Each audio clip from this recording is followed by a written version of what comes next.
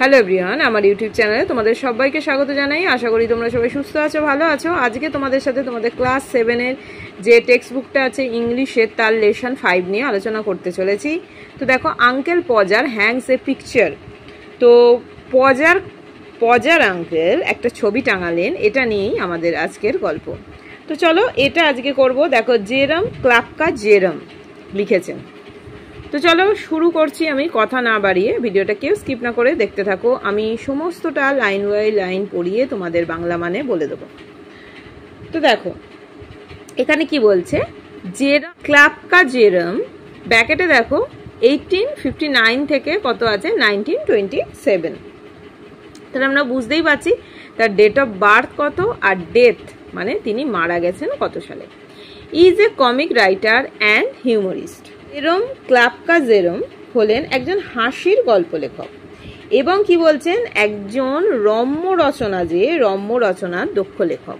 He is best known for his comic travelogues like three men on the bummel. The present story is abridged from a chapter in Three Men in a Boat. তিনি তার হাস্যকর ভ্রমণ কাহিনীর জন্য সর্বাধিক পরিচিত, যেমন এক নৌকায় 3 জন এবং ধীর পদযাত্রা 3 জন। এখানে দেখো নামগুলো দেয়া আছে। এই গল্পটি এক নৌকায় 3 জন গল্পের একটা অধ্যায় থেকে কিন্তু এটা নেওয়া হয়েছে। তো দেখো এখানে কিছু দেখো কোয়েশ্চেন দেয়া আছে। কি বলছে দেখো, have you ever seen a picture hanging on a wall. এগুলো আমি তোমাদের এমনি মানেটা বলে দিচ্ছি। তুমি কি কখনো কোনো ছবিকে দেয়ালে ঝুলন্ত অবস্থায় দেখেছো? এটা আমরা মোটামুটি সবাই দেখেছি। তো আমরা লিখতেই পারি, yes I have seen a picture hanging on a wall. তারপরটা আছে, where have you seen it, বলছে এটাকে তুমি কোথায় দেখেছো। যেটাকে দেখেছো সেইটাকে লিখতে পারো, I have scene it in my uncle's room লিখতে পারো, যেহেতু আমরা আঙ্কেল পজার এটা পড়ছি, বা কেউ ফাদার্স রুম লিখতে পারো। যে কোনো যা ইচ্ছা এটা নিজেদের মতো লিখতে পারো। তারপরে আছে, what are the things you need to hang a picture on the wall. তো কি বলছে, যে দেয়ালে ছবি টাঙাতে তোমার কি কি জিনিস প্রয়োজন, এগুলো তোমরা তোমাদের মতো লিখে নিতে পারো। আই নিড, যেমন হ্যামার তো লাগেই, nails to hang a picture on the wall, ছবি টাঙাতে মানে বেশিরভাগ যেটা দেখো হাতুড়ি আর পেরেকের দরকারটা হয়। তো এটা তোমরা লিখে নিতে পারো। ইউনিট 1-এ চলে এসছি, এবার এটা শুরু করব। You never saw such a commotion up and down a house in all your life as when my uncle Podger undertook to do a job. তো কি বলছে দেখো, তুমি তোমার জীবনে একটি বাড়িতে হয়তো কখনোই এইরকম দেখোনি যখন পজার কাকা একটা কাজ হাতে নেন। A picture would have come home from the frame makers and be standing in the dining room waiting to be put up. সম্ভবত একটি ছবি বাঁধাইয়ের দোকান থেকে এসে থাকবে এবং সেটি খাবার ঘরে টাঙানোর জন্য রাখা ছিল।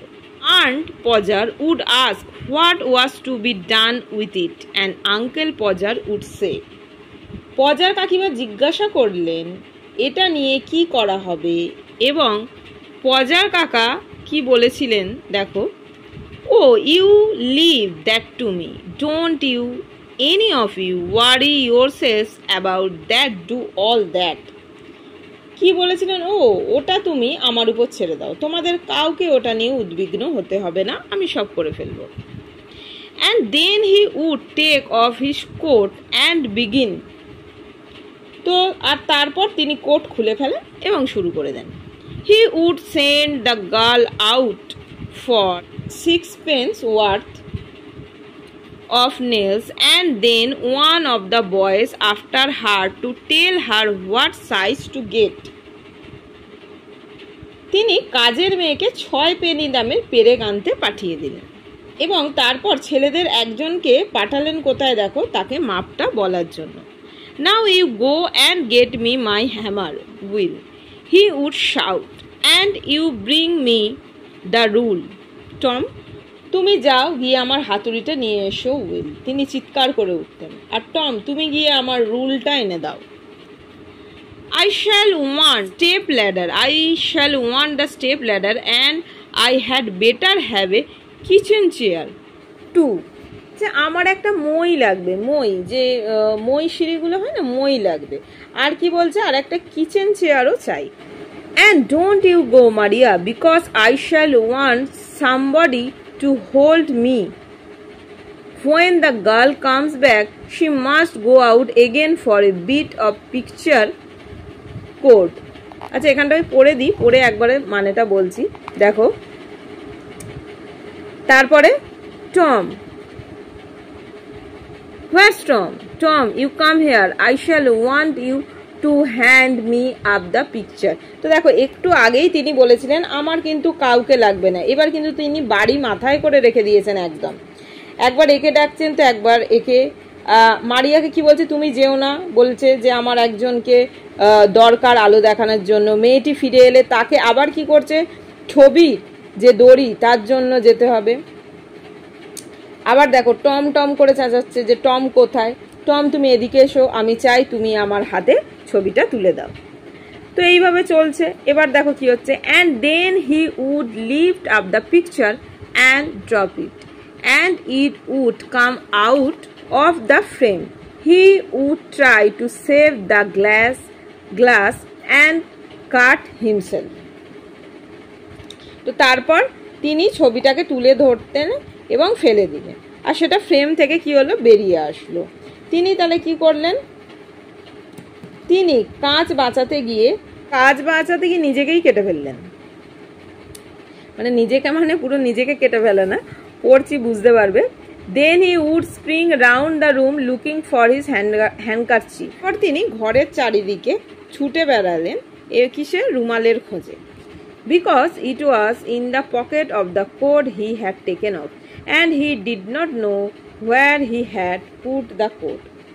তিনি তা খুঁজে পেতেন না, কারণ তিনি সেটা কোটের পকেটে রেখে দিয়েছিলেন, আর তিনি মনে করতে পারছিলেন না যে তিনি কোটটাকে কোথায় রেখেছিলেন। All the house, আচ্ছা এই যে যেখানে দেখছো হ্যান্ডরাইটিং মানে লেখা, এগুলোতে কনসেন্ট্রেট করবে না। মানে একটা স্টুডেন্ট আমার এখন যারা তারা উঁচু ক্লাসে উঠে গেছে। এবার আমি যেমন 7-এর ভিডিও অনেক দিন আগে করেছিলাম, এখন তো 7-এর কোনো স্টুডেন্ট নেই, তো একটা স্টুডেন্ট আবার আর একটা স্টুডেন্টের বই এনে দিয়েছে। এটা তো এই লেখাগুলোতে কনসেন্ট্রেট করো না, আমি এমনি বলে দিচ্ছি। কারোর যদি কোনো ওয়ার্ড বুঝতে অসুবিধা হয় সেগুলোর মানে আমাকে বলো, আমি কমেন্ট বক্সে বলে দেবো যদি অসুবিধা হয়। তো যেটা বলছিলাম, আমি ক্লাস 7-এর ভিডিও দেখবে আমার চ্যানেলে গিয়ে, অনেক দিন আগে করা হয়ে গেছে, কিন্তু অন্যান্য ক্লাসের ভিডিও বা আমি কিছু পার্সোনাল ব্যাপারেও বিজি হয়ে গিয়েছিলাম, ঠিকমতো ভিডিও আপলোড করতে পারছিলাম না। তো এবার থেকে রেগুলার তোমরা ভিডিওগুলো পাবে। তো সেই জন্য দেখবে অনেক লেসন গ্যাপ দিয়ে করা আছে, মানে রিভিশন লেসন 1, 2, 3, 4 এইগুলো করা আছে, আবার ওদিকে 7, 8 করা আছে। তো কেউ খুঁজে না পেলে বলো, আমি সেরকম হলে কমেন্ট বক্সে লিখো, আমি লিঙ্কগুলো শেয়ার করে দেবো যদি খুঁজতে প্রবলেম হয়। নইলে প্লে লিস্ট করা আছে, সেগুলো চেক করে নিতে পারো। তো যাই হোক, তো সেই জন্য আজকে লেসন 5 থেকে তোমাদের সাথে আলোচনা করছি। All the house had to leave of looking for his tools and start looking for his coat, while he would dance round and there he would say in an injured tone, now the nails gone. এই তো তিনি আহতভাবে বললেন, এবার পেরেকটাও গেল। And we would all have to go down on our knees and grovel for it. তো আর আমরা সবাই হাঁটু মুড়ে বসে সেটার জন্য হামাগুড়ি দিতাম। The nail would be found at last, but by that time he would lost the hammer. Where's the hammer? এখানটা একটুখানি আছে, আগে শেষ করে দিয়েই মানেটা বলছি। What did I do with the hammer? Great heavens, 7 of you gaping round there and you don't know what I did with the hammer. শেষ পর্যন্ত কি হলো, শেষ পর্যন্ত পেরেকটা খুঁজে পাওয়া গেল, তিনি ততক্ষণে কিন্তু হাতুড়িটা হারিয়ে ফেললেন।